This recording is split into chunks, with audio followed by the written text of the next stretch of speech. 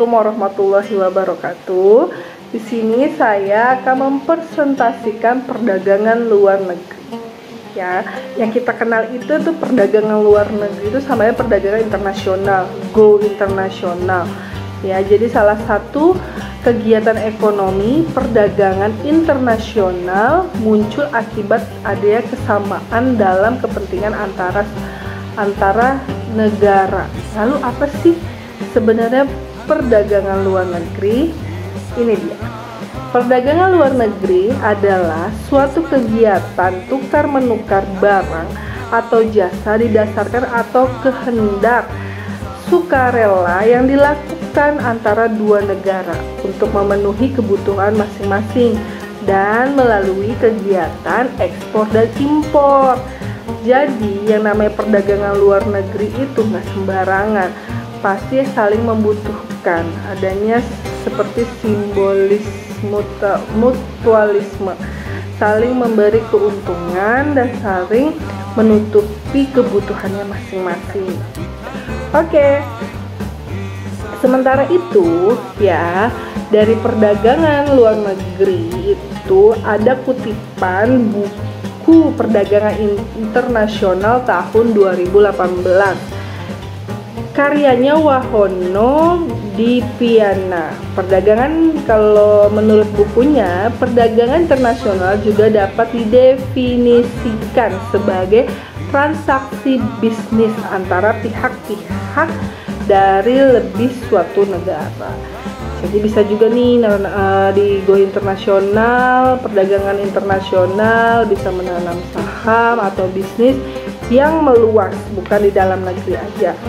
Oke, itu adalah pengertian dari perdagangan luar negeri yang disebut dengan perdagangan internasional ya. Dari sebelum kita ke manfaat apa saja yang didapatkan dari perdagangan luar negeri, saya di sini akan mendiskusikan sedikit tentang jenis-jenis perdagangan luar negeri. Sebelum ke manfaat nih, di perdagangan luar negeri itu memiliki dua jenis atau tiga jenis ya kayak tiga jenis, yaitu perdagangan perdagangan multilateral dan perdagangan regional. Ya, apa sih bilateral? Kita kupas sedikit ya. Perdagangan bilateral itu merupakan sistem perdagangan yang dilakukan negara yang disepakati mencapai tujuan yang diharapkan. Jadi itu ada dua negara yang menyepakati untuk perdagangan untuk mencapai tujuan ekonomi yang diharapkan. Berarti perdagangan bilateral itu ada kesepakatan antara dua negara ya, intinya ya. Misalkan Indonesia dan Malaysia, perjanjiannya Amerika Serikat dan Indonesia pasti memiliki kesepakatan untuk meluncurkan atau mengekspor impor barang atau jasa ya. Yang kedua, perdagangan multilateral, perdagangan yang dilakukan oleh beberapa negara tanpa terkait batas wilayah sehingga memiliki cakupan dagang yang lebih luas. Kalau perdagangan multilateral itu dibanding bilateral, dia tuh tidak ada kesepakatan. Jadi tuh dia memiliki cakupan yang sangat luas dalam perdagangannya ya.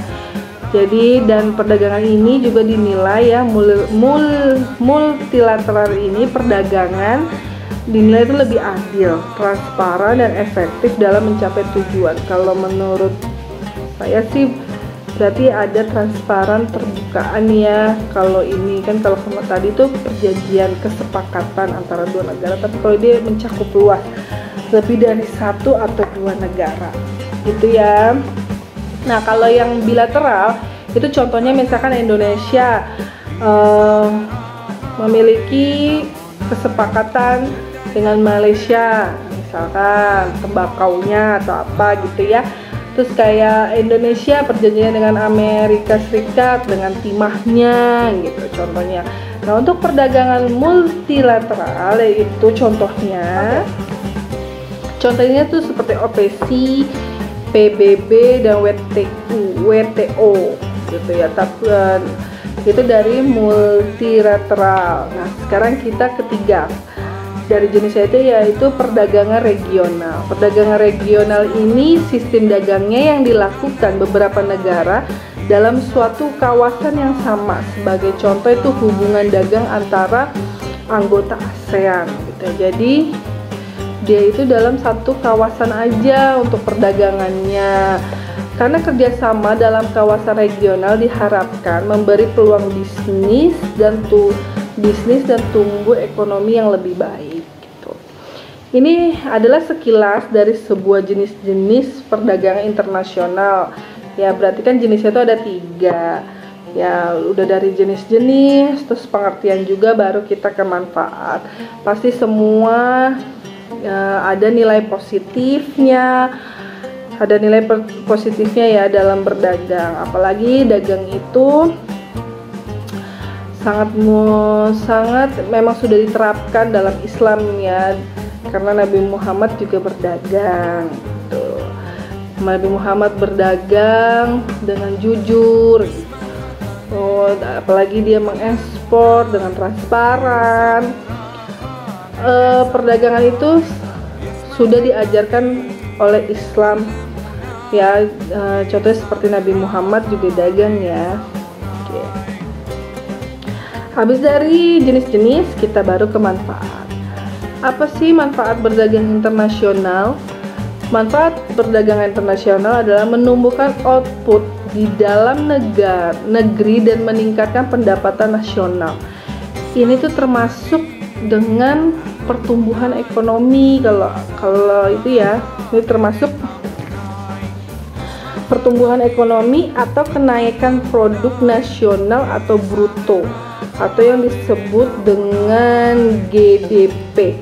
Ini dihasilkan melalui faktor produksi memiliki warga negaranya yang tinggal di dalam maupun di luar negeri, dan warga negara yang tinggal di dalamnya mampu tinggal di luar negeri tidak termasuk dalam GDP. Jadi hanya faktor produksinya saja. GDP itu produksi nasional atau bruto ya. Yang kedua, menjalin kerjasama dan persahabatan antara negara. Pada umumnya, kerjasama internasional ini dapat terjadi antara dua negara yang bisa dikenal dengan hubungan bilateral. Nah, bilateral itu yang tadi kita tuh termasuk jenisnya. Ada dua negara yang menyepakati, ya. Ini termasuk dengan menjalin kerjasama atau persahabatan antara negara. Sementara akan disebut multilateral apabila dilakukan hubungan dengan beberapa negara. Berarti kalau udah ke multilateral itu bukan dua negara lagi, tapi lebih. Soal beberapa negara ya, itu udah termasuk jenis yang kedua. Kerjasama internasional harus dilakukan didasarkan ketentuan-ketentuan yang telah disepakati oleh negara yang saling bekerja sama dan saling menguntungkan masing-masing negara, dan mempererat hubungan diplomasi yang baik antara negara yang menjalin kerjasama internasional. Jadi di sini termasuk ada jenisnya juga, ada jenis tadi disebutkan ya, bilateral dan multilateral. Yang ketiga, dapat mencakup kebutuhan akan barang-barang dan jasa yang tidak diproduksi di dalam negeri, dan bisa menjadi mempengaruhi stabilitas harga dan barang ekspor. Jadi stabilitas harga yang dimaksud merupakan cara pemerintah mempertahankan harga ketika terjadinya fenomena inflasi yang mulai tinggi tuh ya. Jadi inflasi sendiri merupakan peningkatan atau ketersediaan uang sehingga dapat menyebabkan kenaikan harga dan barang gitu. Jadi mencakupi kebutuhan barang dan jasa tidak diproduksi dalam negeri. Jadi produksinya itu di luar negeri. Jadi itu mereka hanya bukan memproduksi. Jadi mereka hanya memproduksi tapi tidak menggunakan gitu ya. Jadi dia udah langsung mengekspor ke negara lain. Yang keempat, manfaatnya yaitu meningkatkan cadangan valuta asing atau devisa negara. Dari manfaat perdagangan internasional adalah sebagai penambah devisa. Bagaimana caranya? Melalui pertukaran perdagangan dengan cara mampu mengekspor barang yang ada di dalam ke luar negeri, dan begitu pula sebaliknya. Apabila devisa negara meningkat, maka akan menyebabkan pertumbuhan ekonomi yang lebih baik. Oke, itu penjelasan dari definisi perdagangan negara. Tadi sekilas juga kita bahas jenis-jenis dalam perdagangan internasional, terus manfaatnya. Ya, kalau di sini akan dijelaskan tentang teori ruang lingkup oleh teman saya. Silakan Richard.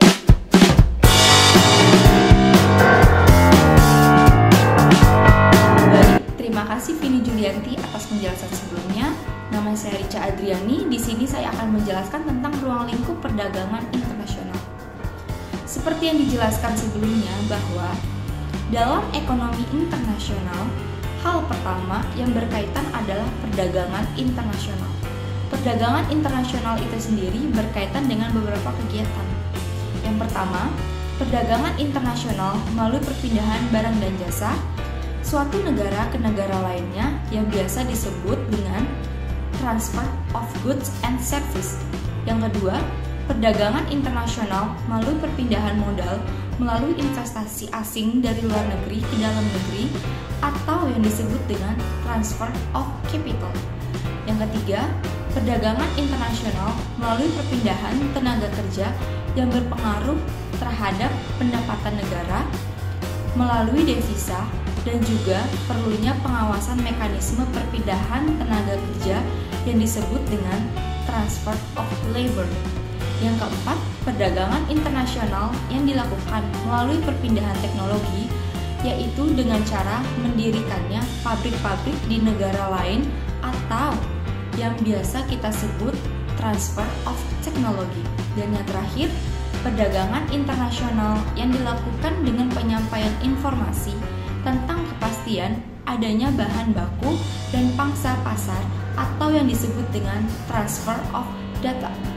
Sekian penjelasan dari saya. Untuk penjelasan berikutnya akan dijelaskan oleh Sylvia ini. Silakan.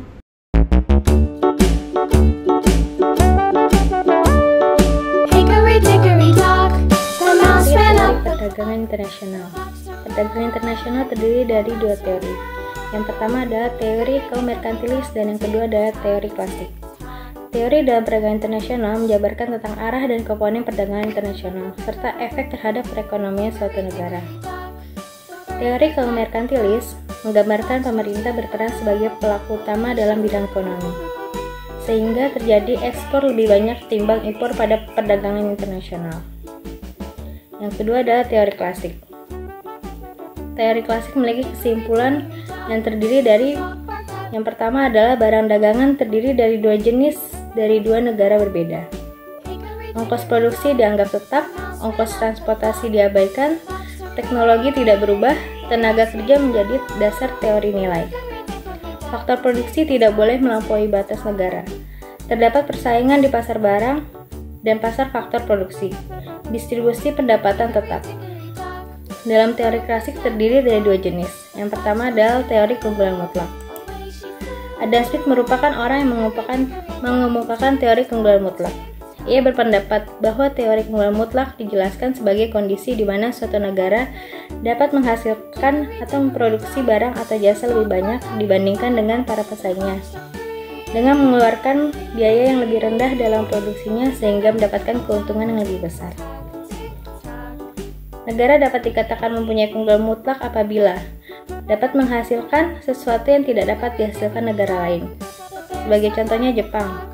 Jepang adalah negara yang memproduksi mobil dalam jumlah besar dengan merek-merek ternama, salah satunya Honda dan Suzuki. Dalam hal ini, Jepang memiliki keunggulan mutlak dalam produksi mobil-mobil bermerek, karena di negara lain tidak dapat menghasilkannya.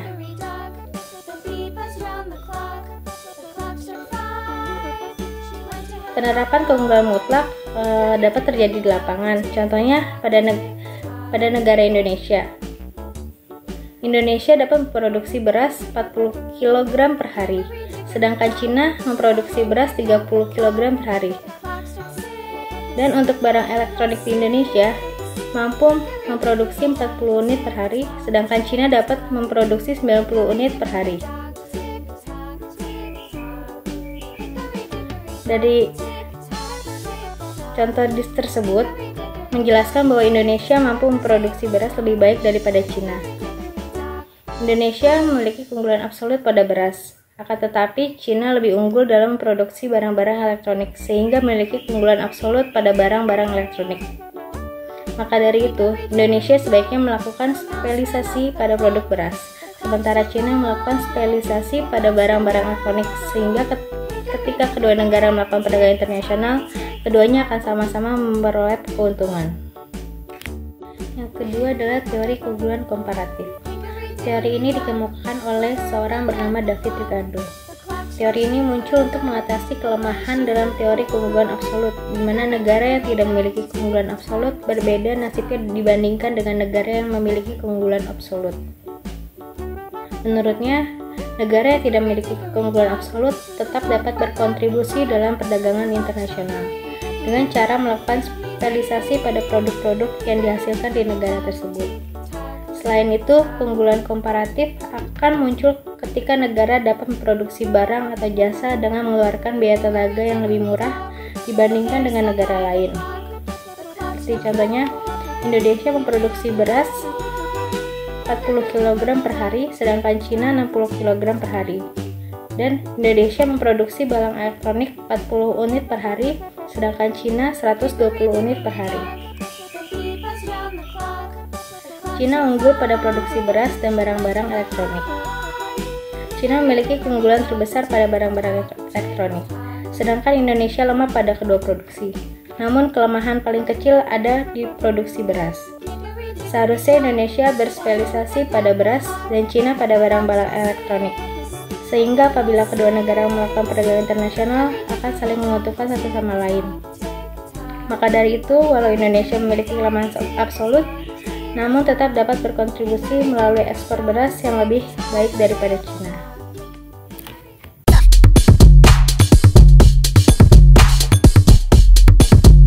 Terima kasih untuk Richa dan Ine untuk penjelasan ruang lingkup dan teori-teori perdagangan luar negeri atau disebut juga dengan perdagangan internasional. Dari setiap penjelasan, jadi kesimpulan dari perdagangan internasional adalah salah satu kegiatan yang tidak dapat dilepaskan dari suatu negara dengan negara lain. Maka dari itu, keberadaannya itu sebagai salah satu upaya menciptakan hubungan kerjasama antara negara. Ya ibaratnya silaturahmi yang terjalin tapi saling menguntungkan, gitu ya. Terus menciptakan hubungan kerjasama antara negara sebagai tambahan. Ekonomi perdagangan antara negara juga salah satu bentuk dari ilmu ekonomi makro, ya, yang memfokuskan diri membahas tentang hubungan antara negara dengan negara yang lainnya. Dari hubungan antara negara tersebut dalam kaitannya dengan alokasi sumber daya dan faktor produksi yang tersedia di masing-masing negara. Tidak hanya itu, juga mampu meningkatkan kesejahteraan masyarakat dunia, menciptakan secara efektif sumber daya ekonomi antara negara, sekaligus meningkatkan permintaan dan penawaran, ya. Yang namanya perdagangan internasional atau barang atau produk atau jasa yang sudah go internasional pasti harus mempertahankan kualitas ya. Kualitasnya itu harus dipertahankan. Kualitasnya dipertahankan, harga pun pasti akan dicari walaupun harganya mahal ya. Kita bisa lihat seperti iPhone, walaupun dia terbatas ya pemakaiannya, pemilikannya, tapi namanya iPhone yang namanya di luar negeri atau internasional itu sudah membuming, walaupun harganya terbilang sangat tinggi kalau bagi kita ya, tapi mereka melihat udah nama iPhone berarti kualitasnya sudah luar biasa. Makanya barang, produk atau jasa yang memiliki atau sudah go internasional perdagangannya harus mempertahankan kualitas dan menonjolkan sebagai ciri khas dari barang tersebut ya. Terima kasih, ini penjelasan dari kelompok 1 untuk perdagangan luar negeri yang bisa kita sebut atau kita singkat menjadi PLN. PLN itu bukan listrik tapi perdagangan luar negeri, bahasa kerennya perdagangan internasional. Oke, saya ucapkan, saya mewakili teman saya Rica dan Ine mengucapkan terima kasih atas perhatiannya, selalu jaga kesehatan dan selalu menambah ilmu untuk yang menjadi wira swasta, yang lagi buka usaha untuk bisa go internasional. Dan jangan lupa di subscribe, like, komen di channel Abinya Aiko ya kalau mau lihat materi-materi yang lainnya. Dan pokoknya sekian dari saya ucapkan assalamualaikum warahmatullahi wabarakatuh, dan jangan lupa kritik dan sarannya, jangan lupa juga subscribe Abinya Aiko channel. Dah, assalamualaikum.